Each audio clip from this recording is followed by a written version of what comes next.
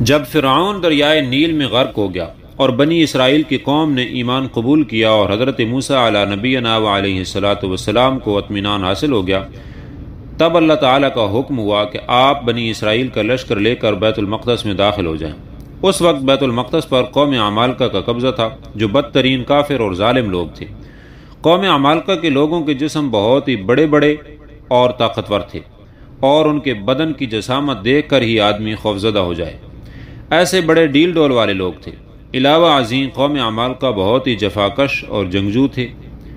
حضرت موسیٰ علیہ الصلاۃ والسلام 6 لاکھ بنی اسرائیل کو ہمراہ لے کر قوم عمالقہ سے جہاد کرنے روانہ ہوئے۔ جب یہ لشکر بیت المقدس شہر کے قریب پہنچا تو بنی اسرائیل ایک دم بزدل ہو گئے اور کہنے لگے کہ اس شہر میں قوم عمالقہ کے زور آور اور زبردست لوگ ہیں،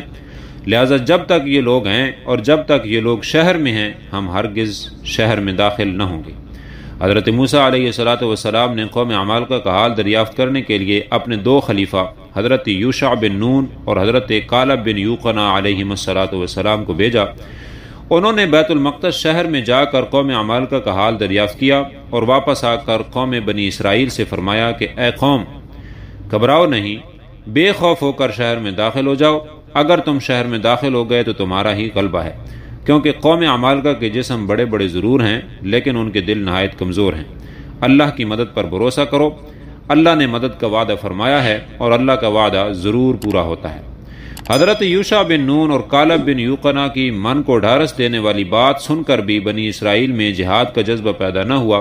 بلکہ انہوں نے نہایت ہی بزدلی اور نامردی کا ثبوت دیتے ہوئے حضرت موسیٰ علیہ الصلاۃ والسلام سے کہا،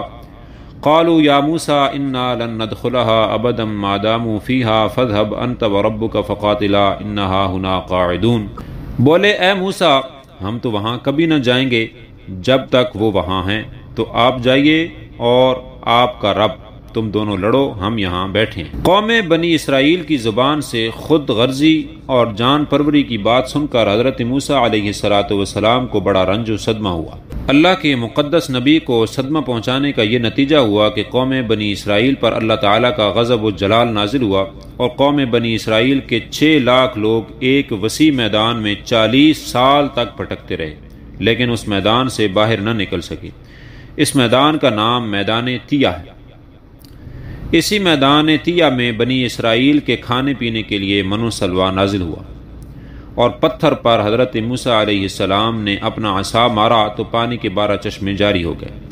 اس واقعہ کا قرآن مجید میں کئی مقامات پر مختلف عنوانوں کے ساتھ بیان ہوا ہے، لیکن قرآن مجید کی سورہ المائدہ میں یہ واقعہ قدر تفصیل کے ساتھ مذکور ہے۔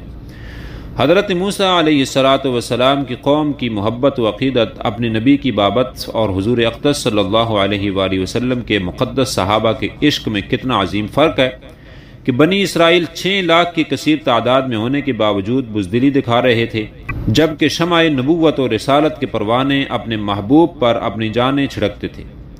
اور اپنی جانیں نثار کرنے میں دریغ نہیں کرتے تھے۔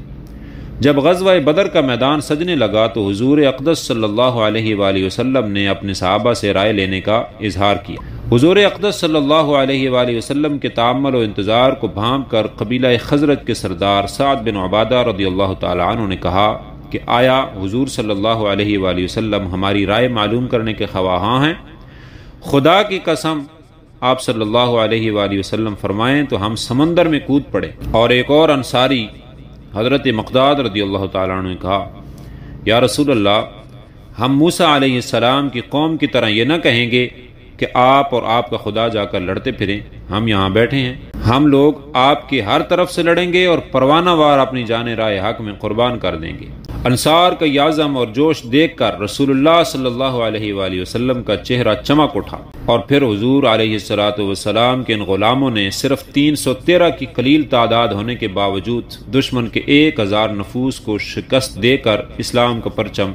ہمیشہ کے لیے بلند کیا۔